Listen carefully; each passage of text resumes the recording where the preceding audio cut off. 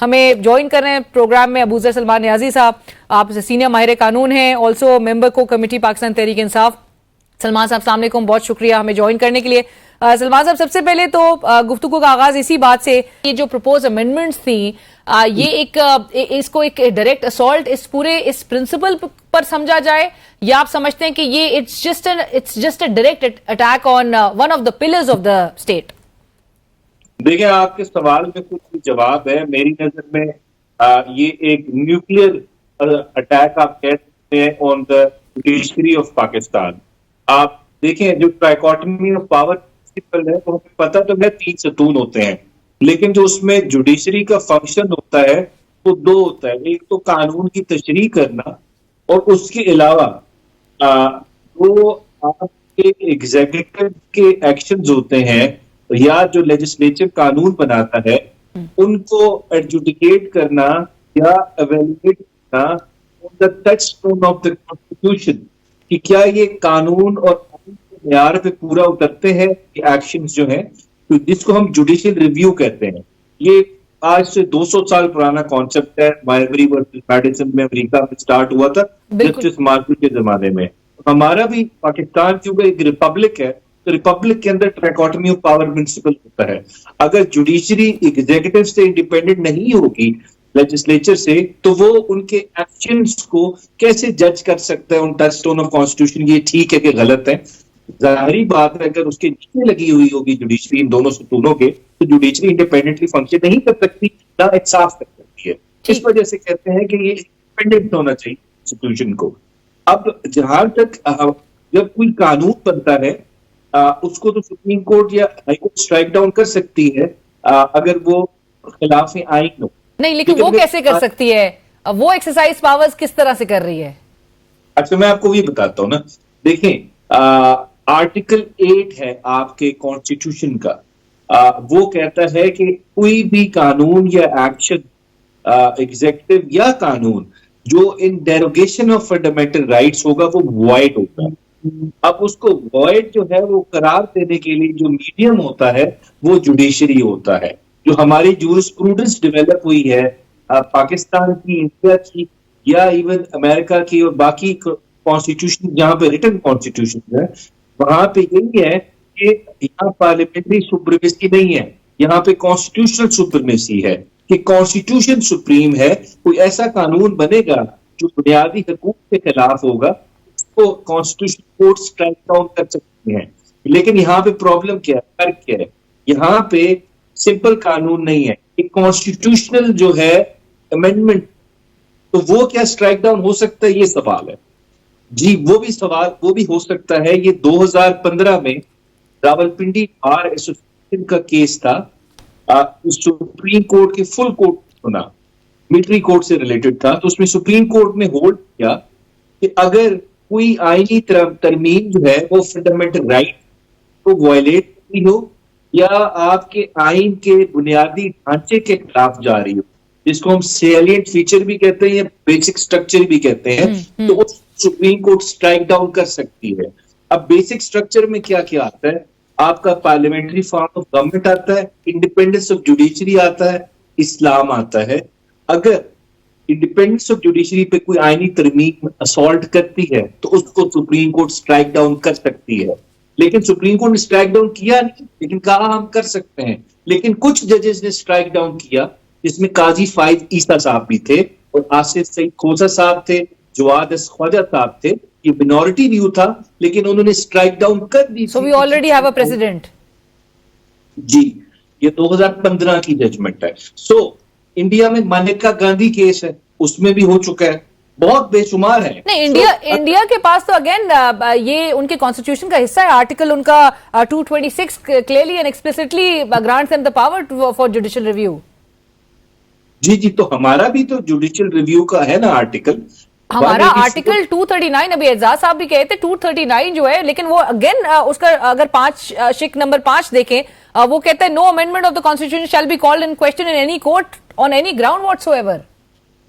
जी, वो बिल्कुल डिस्कस हो चुका है। हमारी जो पुरानी सुप्रीम कोर्ट की जजमेंट्स हैं, जो हमारी जूरिस्प्रूडेंस डेवलप हुई है, लेकिन देखिए वो एक सिंपल कॉन्स्टिट्यूशनल प्रोविजन है 239, लेकिन जब उसके साथ हम आर्टिकल 8 को रखते हैं, वो जुज है फंडामेंटल राइट्स के चैप्टर का पार्ट है, तो वो ज्यादा सिग्निफिकेंस है उसकी एज कम्पेयर टू 239, क्योंकि जब वो आर्टिकल 8 कह रहा है कि कोई ऐसा कानून जो बुनियादी हकूक की वायलेशन में होगा, वॉइड होगा, तो सुप्रीम बात होगी। तो इसी वजह से जितने कोर्ट्स ने भी स्ट्राइक डाउन कानून किए हैं for being incompatible with the constitution, वो आर्टिकल 8 पे ही रिलाय करके किए हैं।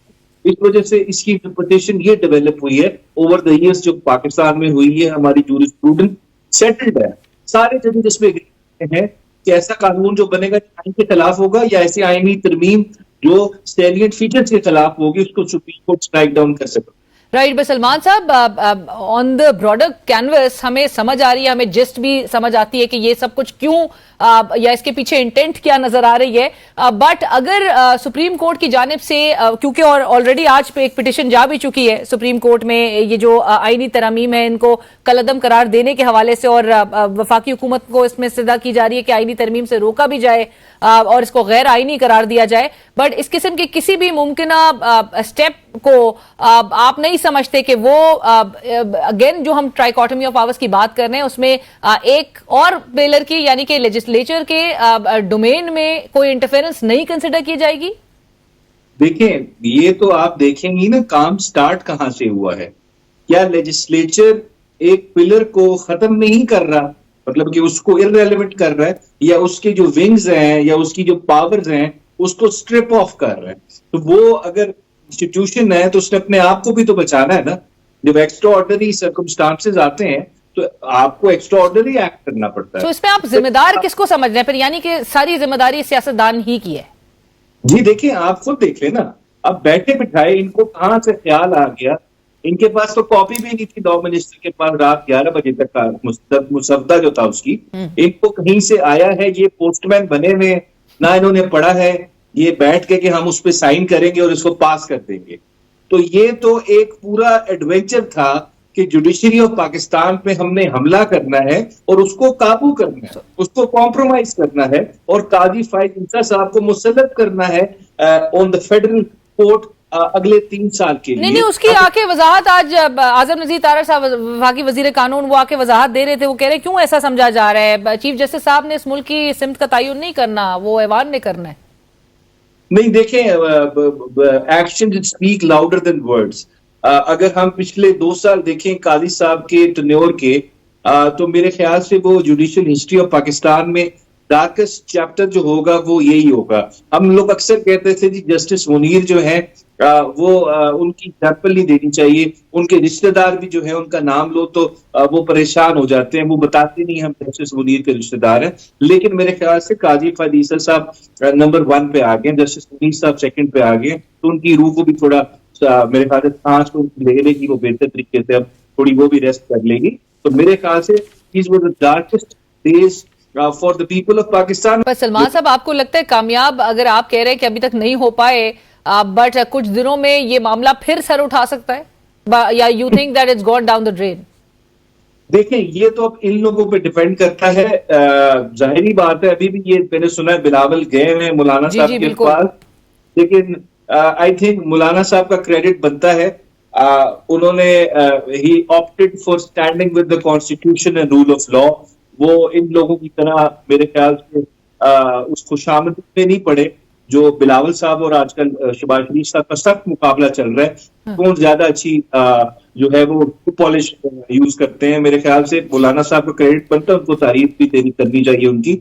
आई थिंक मौलाना साहब ने एक अच्छा फैसला किया, आइन कानून के साथ खड़े में, तो उनकी इज्जत भी बढ़ेगी, इससे उनका मेरे ख्याल से रुतबे भी इजाफा होगा। So, मौलाना साहब has actually turned out to be the real king maker, एक गेम चेंजर वो साबित हुए हैं इस पूरे हालात में। बट सलमान साहब, ये भी बताइएगा, हाउस इनकम्प्लीट नहीं है, सेनेट में केपी की नुमाइंदगी नहीं है, आपकी रिजर्व सीट का मामला अब तक हल नहीं हो पाया है, इसके बावजूद भी हाउस की इनकम्प्लीट होने पर पाकिस्तान तहरीक इंसाफ क्यों नहीं इतनी कंसर्न नजर आती कि जहां पर दरख्वास्त कोई अदालतों का आप लोग रोक करें, अभी तक ये मामला क्यों आप लोग ने खाली छोड़ दिया? देखिए, हमारी पिटिशन देखें अलीना, मैं आपको इस प्रोग्राम के तवस्सुत से बता भी दूं, अभी हमारी पिटिशन फाइनलाइज हो गई है, वो कल या परसों फाइल हो जाएगी रिगार्डिंग रिजर्व सीट्स वाले इशू के ऊपर और साथ सेनेट के जो इनकम्प्लीट है उसके इशू के ऊपर। कि इनको एक सेनेट इलेक्ट नहीं होने दिया, रखा हुआ है उसकी बेसिस पे। और अभी तक वैसे सलमान साहब ये पार्लियामान कैसे चला सक रहे हैं ये अगर हाउस कंप्लीट नहीं है? देखिए, इनको पार्लियामान की ना इज्जत की फिक्र है, तकरीम की फिक्र है। ये यहाँ पे सिर्फ बैठे हैं फॉर्म 47 की बेसिस पे। जब एक जमात जिसकी 17 सीटें हों और उसको 2/3 के करीब ले जाएं आप, तो उनको क्या पार्लियामेंट की इज्जत की फिक्र होगी? ये ना लोगों का रिप्रेजेंट करते हैं मैंडेट, ये कोई लोगों की पॉपुलर विल को नहीं रिफ्लेक्ट कर ले, ये ना आवाम का चेहरा है, ये एक इंस्टॉल्ड पपेट रजीम है जिनको फॉर्म 47 के तहत यहाँ पे बिठाया गया है, स्टोलन मैंडेट की शक्ल में बैठे हुए यहाँ पे। तो इन लोगों को ना पार्लियामेंट की फिक्र है, ना आइन की फिक्र है, ना कानून की फिक्र है। कोई भी जमहूरियत पे यकीन रखने वाला शख्स इस तरह के आईनी तरमीम के से मेरे ख्याल से 200 किलोमीटर दूर रहेगा। वो पूरी जिंदगी की इनके लिए शर्म का मकाम रहेगा कि ये बिलावल साहब ने, शहबाज शरीफ साहब ने, इन सारों ने इस तरह की आईनी तरमीम को पास करने की कोशिश की। ये तो अभी पास नहीं हुई, लेकिन ये पूरा धब्बा इनके ऊपर for all times to come रहेगा कि इन्होंने पार्लियामेंट और जुडिशरी के साथ जो ज्यादती करने की एक कोशिश की थी, जिसमें नाकामी हुई है। बट सलमान साहब ये जरूर बताइएगा कि ये जो वफाकी आईनी अदालत और एक तरफ आपके पास सुप्रीम कोर्ट और हाई कोर्ट जो है वो फंक्शन आपके मुल्क में है, ये क्या पैरेलल दो अदालतें, आईनी अदालतें किस तरह से चलेंगे, दो निजाम किस तरह से चल पड़ेंगे? अच्छा, ये बहुत बड़ा मिसनोमर है। हमारे यहाँ कॉमन लॉ सिस्टम है ना, जहाँ कॉमन लॉ सिस्टम होता है वहां पे फेडरल कोर्ट नहीं होती। एक पहले मैं आपको वैसी चीज बता दूं। और जहाँ पे सिविल लॉ सिस्टम होता है, जैसे अमेरिका है, जैसे आपका फ्रांस है, जर्मनी है, वहां पे फेडरल कोर्ट होती है। दूसरी बात, हमारे पास इस वक्त 2 कॉन्स्टिट्यूशनल कोर्ट्स हैं। एक है हाई कोर्ट, जहां पे direct enforcement of fundamental rights के केसेस जाते हैं, आर्टिकल 199। और फिर सुप्रीम कोर्ट, जहां पे 184(3) आर्टिकल के तहत सीधे enforcement of fundamental rights public importance के केसेस जाते हैं। वो आईनी अदालतें हैं। तो आप एक नई अदालत खड़ी कर रहे हैं, ना उसके पीछे कोई रैशनल है, ना लॉजिक है, ना कुछ जरूरत है। हमारा जुडिशियल सिस्टम का मसला आईनी अदालत नहीं है, हमारा मसला है जो 20 लाख केसेस नीचे लोअर कोर्ट्स में पेंडिंग है, उनको आपने खत्म करना है, रिफॉर्म्स करने हैं। ये तो एक खास मकसद के लिए, जुडिशरी को काबू करने के लिए। और फिर ये कि सुप्रीम कोर्ट मातहत होगी कॉन्स्टिट्यूशनल कोर्ट के, कॉन्स्टिट्यूशनल कोर्ट मातहत नहीं होगी सुप्रीम कोर्ट के। हाँ, अब देखिए आप, नहीं चले, कॉन्स्टिट्यूशनल कोर्ट ऊपर ही होती है, लेकिन उस कोर्ट में जजेस अपॉइंट कौन कर रहा है? The president on advice of the prime minister. Absolutely, parliamentary committee जो है वो टेबल करेगी। बिल्कुल, एग्जीक्यूटिव ब्रांच अपॉइंट कर रही है जजेस ऑफ द फेडरल कोर्ट, जो सुप्रीम कोर्ट से भी ऊपर है। तो ये आपका सेपरेशन ऑफ पावर्स और ट्राइकोटमी ऑफ पावर प्रिंसिपल कहा गया। रिपब्लिक का बेसिक जुज, जिसकी ऊपर आपका पूरा आइन खड़ा होता है, पूरी स्टेट का कॉन्सेप्ट खड़ा होता है, उसी को आप तोड़ के साइड पे फेंक रहे हैं। तो फायदा क्या फिर इस तरह की जमहूरियत का?